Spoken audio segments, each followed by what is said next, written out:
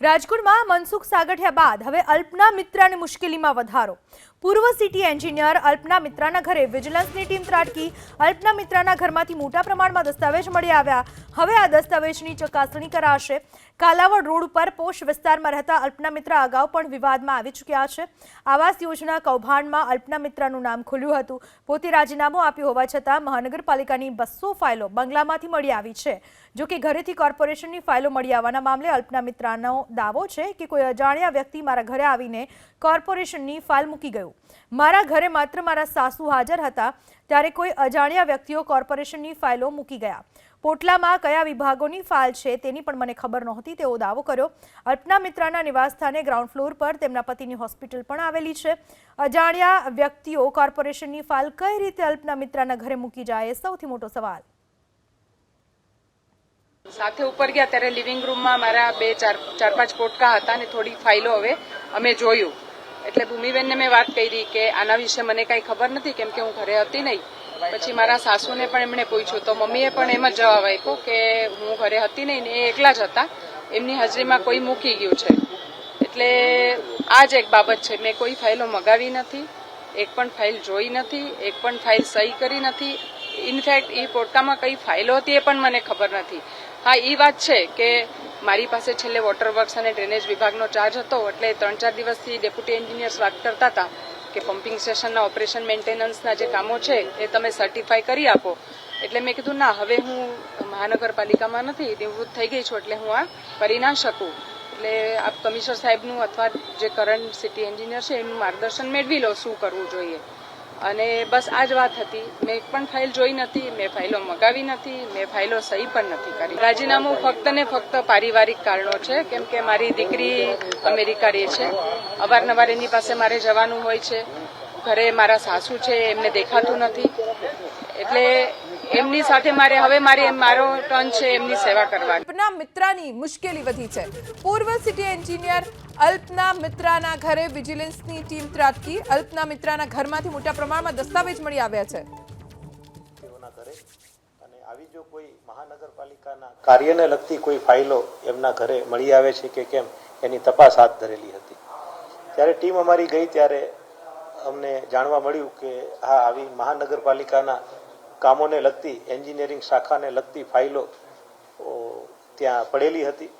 એટલે અમારી ટીમે ગઈકાલે લગભગ મોડી રાત સુધી એની તપાસ કરેલી હતી અને જે વહીવટી પ્રક્રિયાઓ હાથ ધરવાની હોય એ વહીવટી પ્રક્રિયા હાથ ધરેલી છે। સર, શું કઈ પ્રાથમિક રીતે સર કોઈ જામીન, કારણ કે જે 8 જેટલા ઇજનેરો છે ત્યાં ફાઇલ દેવા ગયા હતા, શું સર શા માટે ફાઇલ ત્યાંથી પ્રાથમિક શું માહિતી?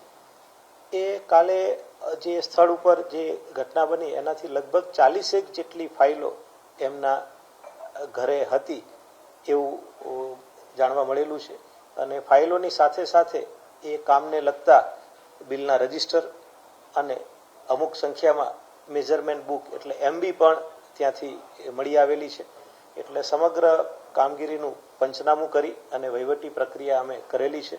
હવે આગળ આપે જે પૂછ્યું એ રીતે તપાસ થશે, પણ જે રીતે પ્રાઇમરી વિગતો સામે આવી છે એ મુજબ એમના કાર્યકાળ દરમિયાન ક્યાંક કોઈ જે બિલ પ્રોસેસની અંદર કોઈ જગ્યાએ સહી રહી ગયેલી છે કે કેમ એવી બાબતો સામે આવેલી છે। પણ આની તપાસ થશે, અમારી વિજિલન્સ શાખા જે છે એ ઊંડાણપૂર્વક તપાસ થશે।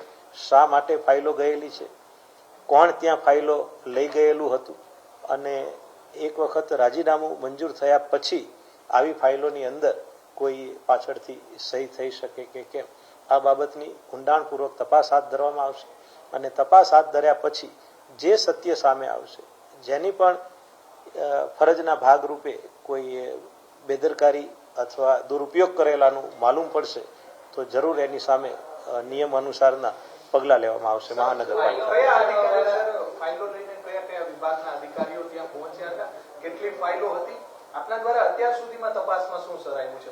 કેટલી ફાઇલો હતી મેં આપને જણાવી દીધું કે 40 જેટલી ફાઇલો, રજિસ્ટરો અને MB ત્યાંથી મળી આવેલી છે। એ જે વિભાગનો હવાલો સંભાળતા હતા રાજીનામું મંજૂર થયા પહેલા એ વોટર પ્રોજેક્ટ અને ડ્રેનેજ પ્રોજેક્ટને લગતી ફાઇલો હોવાનું પ્રાથમિક દ્રષ્ટિએ જણાઈ આવ્યું છે। બાકી શા માટે ત્યાં આગળ ગયેલી હતી એ તપાસનો વિષય છે. એ તપાસના અંતે એ જરૂર ખ્યાલ આવશે અમને કે કેવા સંજોગોની અંદર લઈ જવામાં આવી છે, હેતુ શું હતો અને એમાં કંઈ પણ ગેરકાયદેસર થયેલું હશે અથવા સત્તા મર્યાદા બહારનું કોઈ કૃત્ય થયેલું હશે તો જરૂર નિયમ અનુસારની સામે આપણે નિયમ શું છે કે કોઈ અધિકારી રાજીનામું કે ન લઈ જઈ શકે? રાજીનામું આપી દીધું હોય પછી નિયમ શું છે આમ સામાન્ય રીતે? સામાન્ય રીતે રાજીનામું આપી દીધા પછી મહાનગરપાલિકાના કાર્યને લગતી ફાઇલોમાં એમની કોઈ સત્તા મર્યાદાઓ રાજીનામું મંજૂર કરેલા અધિકારીની ન હોઈ શકે, એટલે ફાઇલો ઉપર કોઈ નિકાલ કે નિર્ણય કરવાના અધિકારો રહેતા નથી. જે કીધું કોણ લઈ ગયેલું હશે એ હાલ તપાસનો વિષય છે, નિવેદનો લેવામાં આવશે. તપાસનો કેમ કોણ લઈ ગયેલું છે એ તો આપણને ખબર જ છે, શા માટે લઈ ગયેલું છે એની તપાસ કરવાનો પ્રસંગ ઉપસ્થિત થશે કે ભાઈ કેવા સંજોગોમાં ત્યાં આગળ ફાઇલ લઈ જવા માટેનો હેતુ શું હતો. સીસીટીવી ફૂટેજ છે એની પણ અમે મેળવીશું નકલ. સીસીટીવી ફૂટેજને ગઈકાલે ફાઇલો બરામદ કરેલી છે, હજુ ફૂટેજને આ બધું લેવા માટેની કાર્યવાહી આપણે ચાલુ છે. મેં આપને કીધું તપાસ કર્યા પછી જે જવાબદાર હશે રાઈટ એ કેવા સંજોગોમાં લઈ ગયેલા હતા, કોના કહેવાથી લઈ ગયેલા હતા, એ બધાની સામે કાર્યવાહી થશે.